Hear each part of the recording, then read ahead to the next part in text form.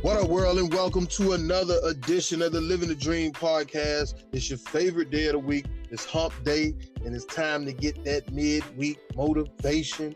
It's your motivators, your inspirators, Coach Spaulding and Tay.epps. Yes, sir. Yes, sir. What's good, man? Let's give it to him. Hey, man. First and foremost, as always, we want to say we appreciate all the love and the support of all the listeners. Thank y'all. Thank y'all. Y'all keep downloading, keep listening, and keep sharing. Yes, just like Coach said, man, we thank y'all so much because y'all can be doing anything else, but y'all rocking with us, so we appreciate that. We appreciate it. Look, guys, can I just start off by saying this? I just want y'all to stop for a minute. Like, stop overthinking. Less thinking and more doing. Like, the more you think about something, the longer it takes for you to get started. Overthinking is the father of procrastination. You know what I'm saying? And in most cases, I believe the mantra, you think long, you think wrong. Man. Oh, yeah. Overthinking can result in you being passed up. You missing opportunities. So when you overthink, you know, your judgments get cloudy. Your stress level gets elevated. You spend too much time in the negative, and it can become a difficult thing to overcome. And it can become a difficult thing to just start taking action on. You don't take action when you overthink it because you're too worried about all the negative stuff that can go on. So Tay, tell them your thoughts about, you know, why you think overthinking is just not a thing.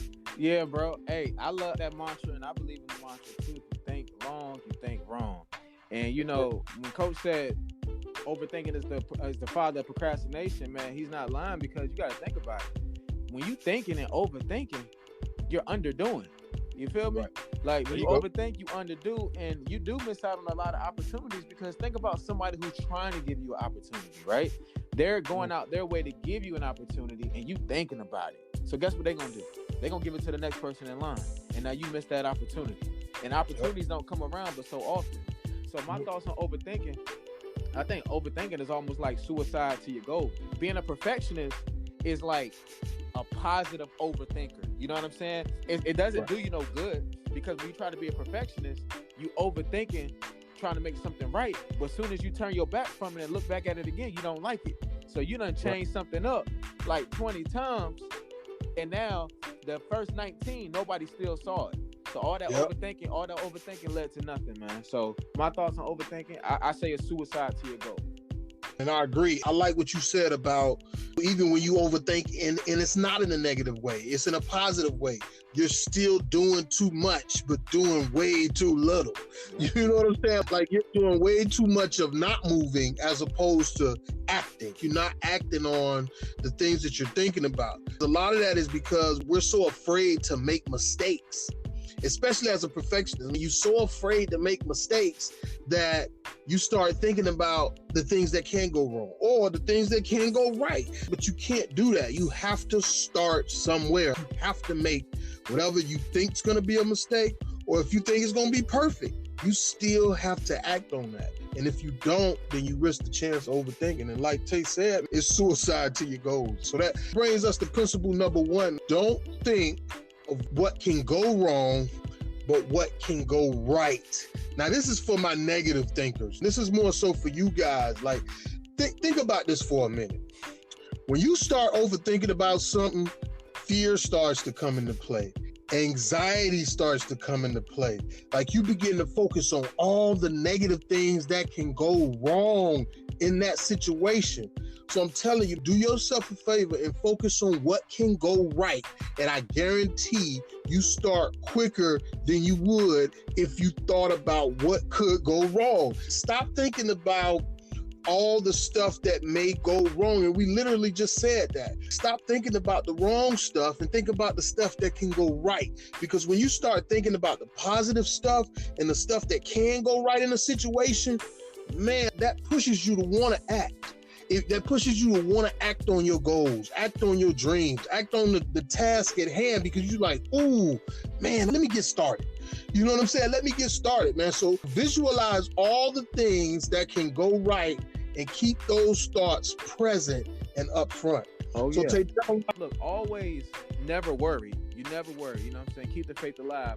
But you got to think when you think about the wrong, what could go wrong, and you think about what could go right. It's just a choice. You know what I'm saying? Like, choose to think about what can go right. That will build your vibration up. It'll raise your frequency level to be in tune with the universe. Because the universe ain't trying to do nothing but give you good stuff. That's all it's trying to do. And if you think about all the right things, guess what? If it's wrong, then you'll know. You feel what I'm saying? If you do something and you don't overthink and you just focus on it, it comes together, the positive, and you make a mistake, guess what? You know now rather than knowing 5 years later, because you've been sitting around overthinking, procrastinating, and didn't start till 5 years later. You know what I'm saying? So now you know, and you saved yourself some time. So you really just got to embrace the fact that it's Murphy's Law. Whatever could go wrong will go wrong. So just focus on what's going right and knowing that it's some things that's really going to go wrong sometimes. And them good points right there. Think about how to get this thing jumped off as opposed to how it can go wrong. You might as well get it going to try and dig for that good. Try to dig for what you're trying to get out of the situation, because 9 times out of 10, 2 or 3 of those bad things might happen. Like, let's just be real. Like, I don't think because you got a positive mind that won't nothing go wrong for you. I just don't want you to dwell on what can go wrong, because that negates you from starting in the first place. Look, be positive all day. That's the best way to be, right? But just know that negative is normal. Negativity is normal. It's not successful, but it's normal. It just has to be handled. That's word to Jim Rohn. You feel me? So that brings us to principle number 2. Stop waiting for perfection. Please stop. Like, we got to get out of this whole thing about it's the right time and the right moment. This is the biggest factor in overthinking, man. It's waiting to be perfect. There is no such thing as the perfect moment or the perfect situation. I believe that you create the perfect situation. Exactly. Like, you create the perfect situation. Like, you can't allow any situation to happen that deters you from doing exactly what you were called to do.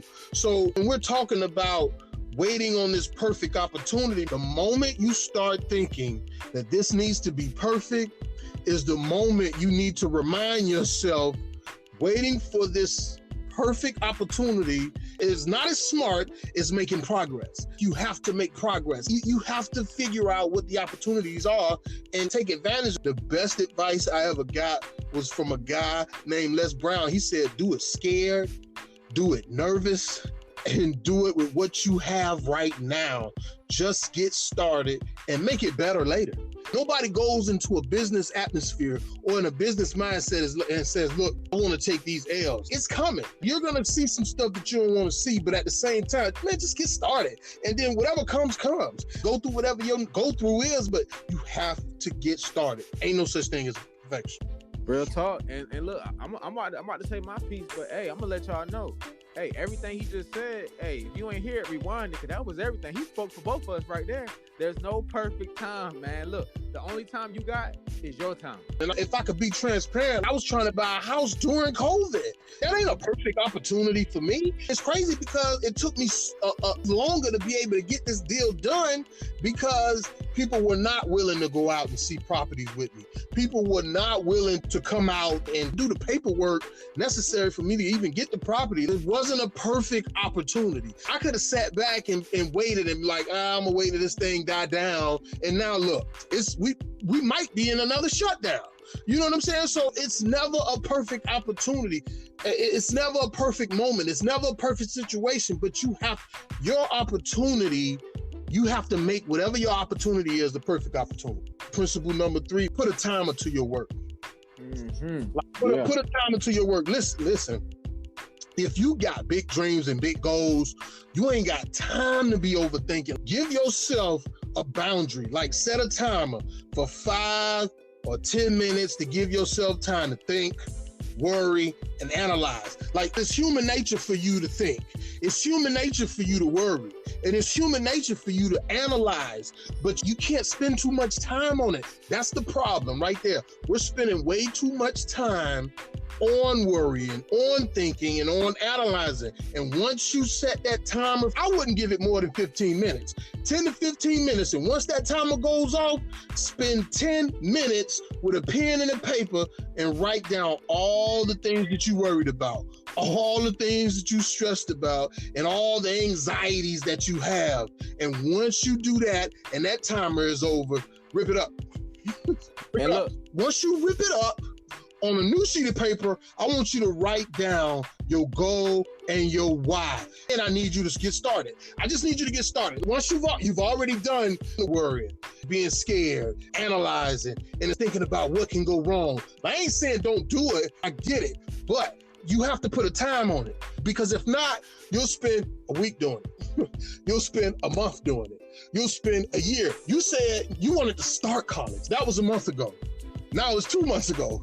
Now it's a whole year ago that you said that. You didn't put a timer on it.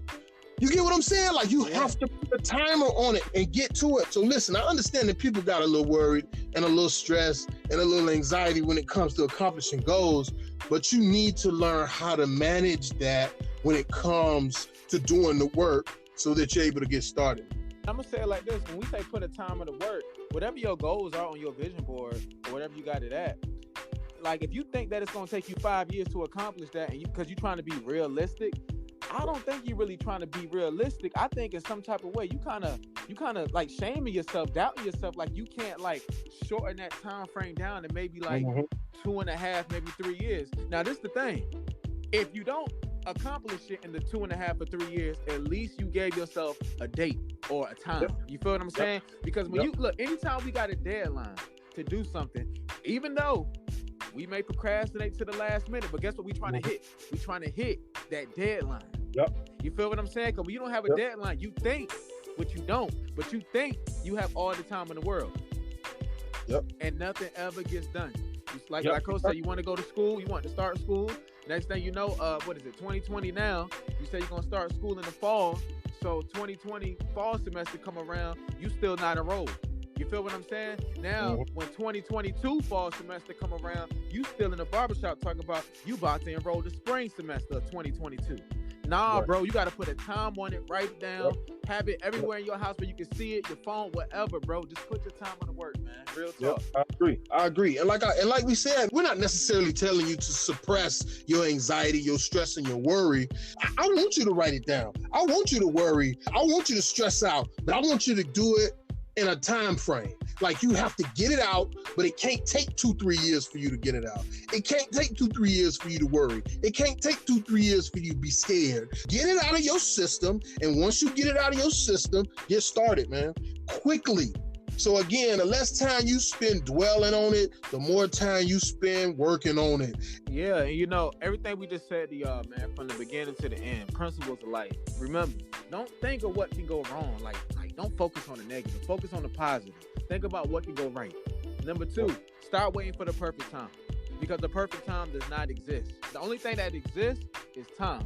And time is not perfect. Principle number 3, put your timer to work. You know, put a date on it. You know, set a deadline and get going, man. You feel me?